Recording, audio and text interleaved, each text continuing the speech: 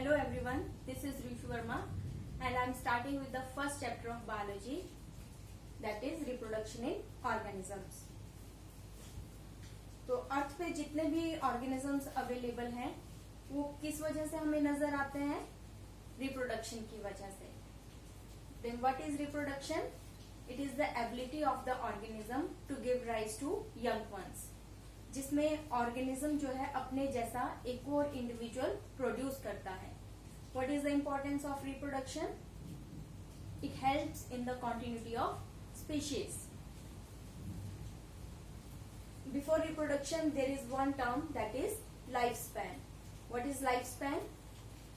The life span is the time period from birth to natural death. तो birth से लेके natural death तक का जितना भी टाइम पीरियड है उसको हम किस में कंसीडर करते हैं? लाइफ स्पैन में. How many phases of life span are there? There are 3 phases of life span. Number 1 is juvenile phase, second one is reproductive phase and third is senescence. First is juvenile phase, that is also called as vegetative phase in case of plants and in case of animals we call it as juvenile phase. And in this phase what does happen? Here the growth of the organism that takes place.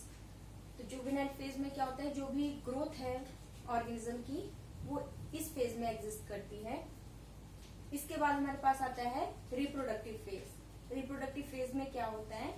जो reproductive organs होते हैं वो mature हो जाते हैं और proper functioning start हो जाती है और जिसमें ऑर्गेनिज्म जो है कैपेबल हो जाता है एक और ऑर्गेनिज्म प्रोड्यूस करने के लिए.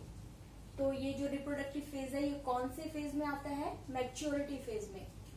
और मैच्योरिटी फेज के बाद नेक्स्ट फेज जो आता है वो है सेनिसेंस, जिसमें जो हमारे सेल्स हैं उनकी फंक्शनिंग वीक हो जाती है. जो भी मेटाबॉलिज्म है, मेटाबॉलिक रेट है वो स्लो डाउन हो जाता है. और सेनिसेंस को हम डेथ फेज भी कहते हैं. तो लाइफ स्पैन के टोटल 3 phases है. Juvenile phase, second one is reproductive phase and third is senescence. Next the main topic is reproductive phase. Reproductive phase that is also called as reproduction. Here the reproduction that is of 2 types, asexual reproduction and sexual reproduction. What is asexual reproduction?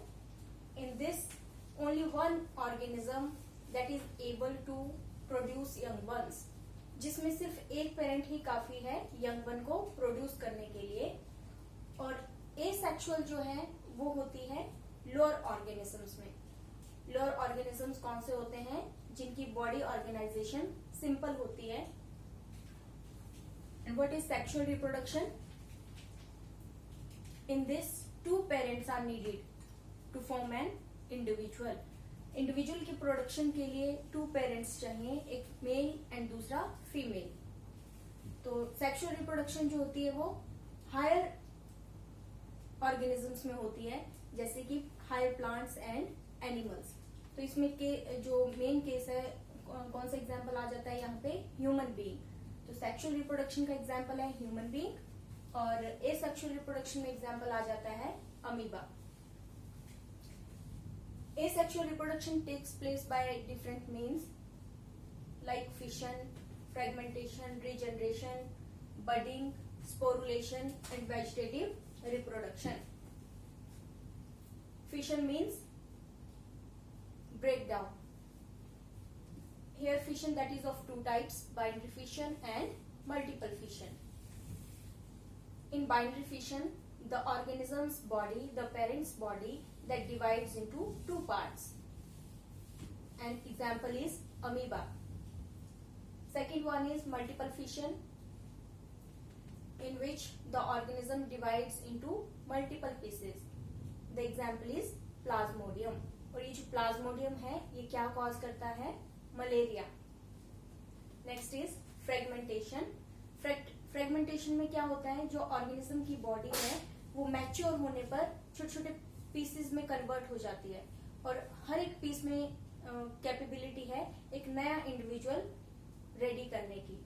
और इसका example आ जाता है spirogyra. Spirogyra क्या है यहाँ पे? Algae. Next है हमारे पास रीजनरेशन. रीजनरेशन में भी क्या होता है कि इवेंचुअली अगर कोई पीस जो है बॉडी से कट हो जाता है तो वो भी कैपेबल है न्यू इंडिविजुअल रेडी करने के लिए। और इसमें एग्जाम्पल क्या आ जाते हैं, हाइड्रा एंड प्लानेरिया। तो हाइड्रा यहाँ पे क्या है, एनिमल, और प्लानेरिया क्या है, फ्लैट वर्म। तो प्लानेरिया जो है उसमें हाई रीजनरेशन कैपेसिटी है। नेक्स्ट है हमारे पास बडिंग।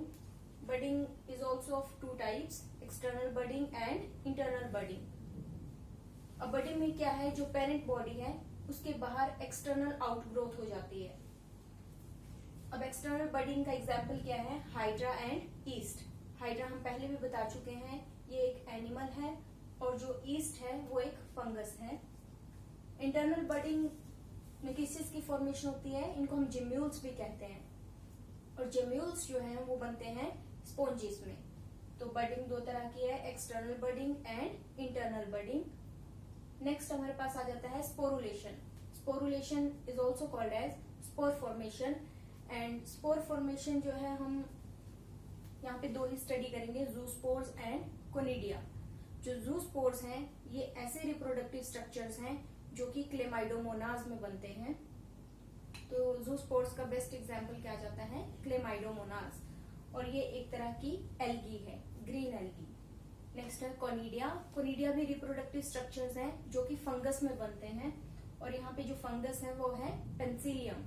और पेंसिलियम का यूज क्या है, ये एंटीबायोटिक्स बनाने में यूज होती है। नेक्स्ट है हमारे पास एसेक्सुअल रिप्रोडक्शन का नेक्स्ट मेथड कौन सा है, vegetative reproduction. Here the vegetative reproduction takes place by two means, natural methods and artificial methods. Natural methods include the reproduction through roots, stem and leaves. Root यहाँ पे कौन सी आ जाती है, root का एग्जाम्पल कौन से ऐसे प्लांट्स हैं जिनकी रिप्रोडक्शन रूट की हेल्प से होती है, sweet potato and dahlia.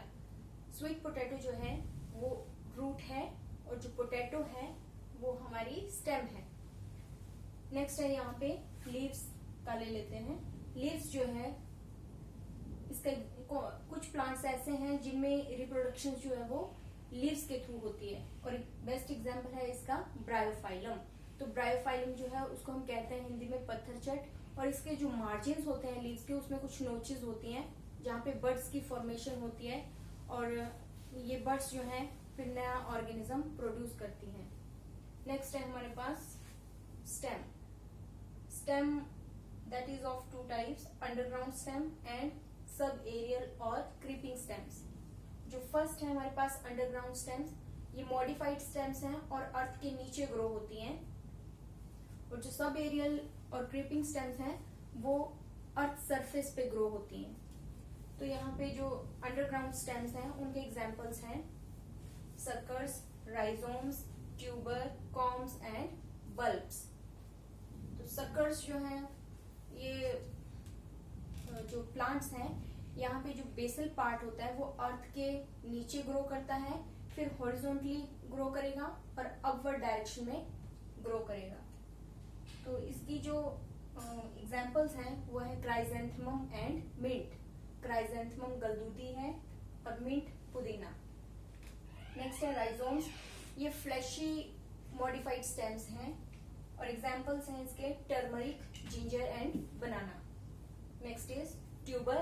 Tuber का एग्जाम्पल आ जाता है potato and yam. Yam means जिमीकंद। नेक्स्ट है कॉम्स। कॉम्स का एग्जाम्पल आ जाता है कोलोकेशिया, अरबी। और नेक्स्ट हमारे पास आ जाता है अंडरग्राउंड स्टेम का एग्जाम्पल। अंडरग्राउंड स्टेम्स जो होती हैं वो है बल्ब्स। तो बल्ब्स में आ जाएगा onion and garlic. All these are the types of underground stem. Next is the second part of modified stem, that is subaerial or creeping stems. इनकी टाइप्स आ जाती हैं रनर्स एंड ऑफसेट्स। रनर्स जो हैं वो earth surface पे grow करते हैं, और इसका बेस्ट एग्जांपल आ जाता है डूब ग्रास, साइनोडोम। तो हिंदी में इसको कहते हैं ध्रुव। नेक्स्ट है हमारे पास ऑफसेट्स। ऑफसेट्स जो है वो वन इंटरनोड लोब स्टेम्स होती हैं, और ये वाटर प्लांट्स में एग्जिस्ट करती हैं। और एग्जांपल्स हैं यहाँ पे आइकोनिया and Pistia. This is all about natural methods of vegetative reproduction. Now next is the artificial method. We can propagate plants also through vegetative means, that is cutting, grafting, layering and tissue culture. The examples of cutting are sugarcane and rose, then grafting lemon and mango, layering jasmine, tissue culturing dahlia. What is tissue culture technique? In this, we take a tissue and grow it in lab conditions in nutrient medium. This is all about asexual reproduction. In next video, we will discuss about sexual reproduction. तो यहाँ पे ये सब जो है आज हमने asexual reproduction का किया है। और फर्दर अगर आपको और जैसे वीडियोस देखने हैं तो आप चैनल को सब्सक्राइब कर लीजिए, ताकि आपको टाइम टू टाइम जो है वो अपडेट्स मिलती रहे और वीडियोस आपको देखने को मिले। Thank you.